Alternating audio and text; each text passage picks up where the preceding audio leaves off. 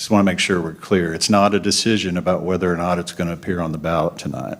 This step will allow the city council in this process to decide that the ordinance, any ordinance that's been submitted through an initiative petition, the council can decide that they just want to go ahead and pass it as being presented.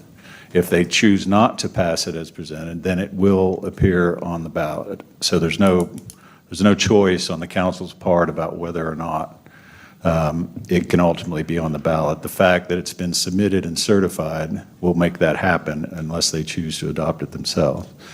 And then I just want to say that to council, and we talked about this very briefly, but at the end of the day today, we eliminated some confusion between the chief, and you come on up, chief, and the staff about exactly what was being presented. So while the chief's and the staff's initial indication was that we could support this ordinance, we've realized it's come down to an issue of a philosophical support for decriminalizing low-level marijuana possession, but some of the particulars in the ordinance that's been presented have given Chief the reason to pause. So he's going to speak to those concerns he has here tonight. Thank you. I've been very vocal in our belief that ultimately decriminalization is where we are headed, and we support that. However, I cannot, with this ordinance, the way it is written, I cannot support that. And with that being said, it is too restrictive, where it interferes with our ability to investigate other felony crimes. And because this ordinance says that we can only do certain things in it if there is a violent felony. Well, there are certainly other predicate offenses or felonies that are precursors to violent crimes. And so we have to have the ability to at least investigate those. So again, there's no philosophical opposition on our part with this. And the folks are absolutely correct. We got better things to do. Nevertheless, as a leader in this city, I can't support this document. I don't know where this ordinance was written. However, I think an ordinance that is contemporaneous with the values and mores of the people of this city should be presented. I'm sorry, can you give a little more non-cop language about what you mean about the felonies and Okay. An example maybe? Yeah, as an example, a burglary of a house that has sexual overtones in it. However, it is not a violent felony, and we encounter a suspect that has just allegedly committed that crime. Well, we have no other option at that time than to let them loose, as opposed to if we could use the lesser offense to take that person into custody and get a DNA sample and have that on file to see if any previous crimes have been committed, or have that DNA sample on file in case a future crime is committed. And then going into it, it's confusing as to what we can spend our money on testing, and as well as creating review panels, and I may not be using the right words here, but evaluations later on down the road when we don't do that with anything else or any other type of offenses. And just for council's edification, this item, one, we still have a little time where our requirement is to, council has to make a decision on the ordinance within 60 days of it being certified by the city secretary. So we basically have another 30 days or so before council is compelled to act, and that's at least 2 more council meetings. But I also think it's important to understand that through this process, an amendment or a change or a modification of this ordinance is not possible. The initiative petition system means that the electors are entitled to submit an ordinance like this and propose an ordinance like this, but the only thing the council has the authority to do is either adopt it or put it on the ballot as is. There's no ability for the council to modify or compromise or make changes like we do typically on most ordinances or actions before the council. Now, what I would say is that what is available is that the petitioners themselves could make the decision to withdraw their petition and sit down and work with the staff to see if we could come up with a compromise ordinance that would be acceptable, and then they can resubmit that. Or they can stand by what they've submitted, and the council will just have to make the decision about whether or not to approve it or let it go forward and go on the ballot. In that regard, that probably means next May would be the election, that it would be on the ballot, not November. There's an election in November, but the charter stipulates that it's an official election of the city. We won't have another official election until next May. So basically, council's got another at least 30 to 45 days to make a decision about this. And then if it does go on the ballot, it would be next May. But we are compelled to have the public hearing, so that's why we went ahead with that tonight. And so we've met all the legal requirements to this point. Now it's just up to council's decision. It's ready to be acted on tonight if you want to do that, but we can also bring it back for the next meeting or two if the preferences have a little more time to talk about it. I think what's important to understand about that is that whether we take another 30 days to decide, it won't really change when it would go before the voters. We still make the May election. Okay, we have any questions from our council? Madam Mayor, Yes. with the public comments that have come in prior, I was pretty on board, and I had a conversation with my council board member, Forrest, and yesterday, and he said, "What do you think?" And I said, I'm really leaning to yes. And I explained that I have MS, I have multiple sclerosis, and I have a lot of friends who have multiple sclerosis and use marijuana for that very thing. I'm an open book. Have I used it? Yes. Am I partaking currently? No. But also, my brother, who was a city employee for 25 years, died from cancer. Did we use that to help him? Yes, we did. And I'll tell anybody, I have no reason to lie. Where I did get caught up in it is when I really, really read it, it goes up to Class A. And Class A goes all the way to 4 ounces of marijuana, which is a quarter of a pound of marijuana. And where the comments were saying personal use, I'm okay with that. If there was ordinance that came in and it was for personal use, be all on board. I would be an absolute yes. But a quarter of a pound to me is not personal use. And I posed the question to the chief because in this ordinance, there's no mention of age anywhere.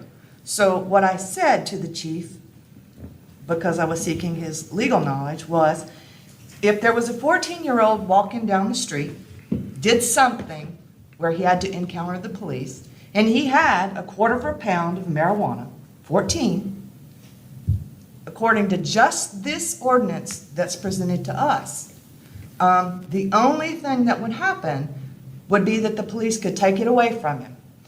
There's no citation, there's no arrest, and they don't have to call his parents because there's no stipulation here of any age in this ordinance whatsoever. So it doesn't protect the kids, which I really care about, and that was one of my main things. And I have a really, really hard time saying that a quarter of a pound is personal use. If we back that down a little, even if it stated under 2 ounces, I almost would do that.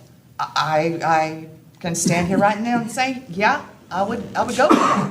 If we want to sit down and relook at it, I'd be willing to do that. But as it stands right now, currently, with how it's worded, I would have to say no. One thing to clarify is that to go on with Mayor Pro Tem's comments, doesn't address anything about schools. And this will ultimately, and it does not address anything about consumption issues, which will be a significant consideration. Is it treated like an open container? Only allowed on certain days downtown during certain events? Is it intoxicating to a person who's standing right next to getting the secondhand smoke? Those are questions that for y'all to address. But it's nothing is specified within this ordinance as written. And again, we go back to where there's no philosophical opposition to this on our part. However, is it what meets the needs of this community as written? And just wanted to talk about that.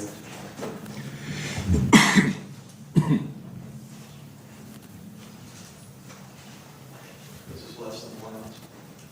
It's 0.7.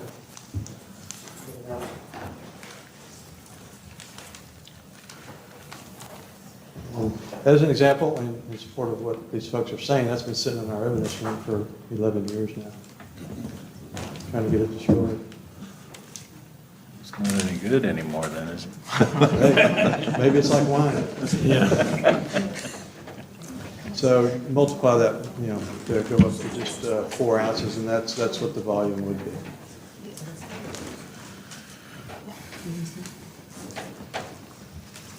So I have a few questions. How does this ordinance compare to the ones that have been passed in Austin and San Marcos? I cannot answer that. I have not read their ordinances.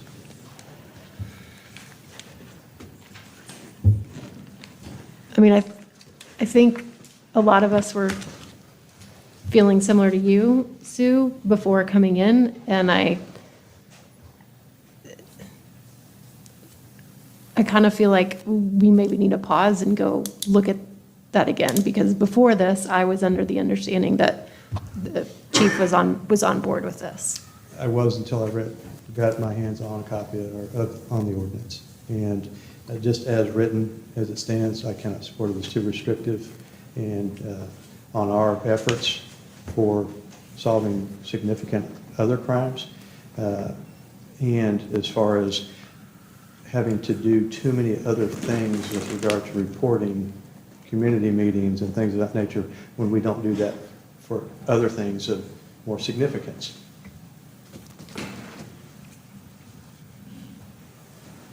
And so I'll be honest, I mean, because I knew you were on board, I didn't do my research. Am I on? If I may. I'm from the school business, and so the comments about the 14-year-old concerned me. And like Joy, I'm not sure that I'm educated enough about this to be able to make a decision right now. Philosophically, I'm not opposed to this type of law, whatever you want to call it, ordinance. But I also know that marijuana and other substances have been gateway to other problems. And being from the school business, having 2 children of my own, I'm not ready to make a motion or vote on this right now. If I had to, right now, as is, it would be no. If I could, just follow up real quick. To Joy's point,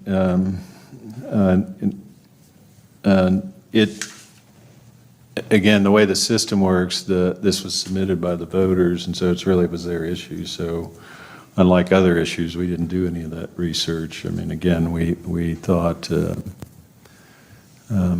again, we supported the big picture decriminalization concept, but yeah, we haven't looked at anybody else's. We could certainly do that, and if we had a little more time, which we have time to do that, we can look at that. But I would just say the key to this is, frankly, is going to be, I think, what position the petitioners are going to take.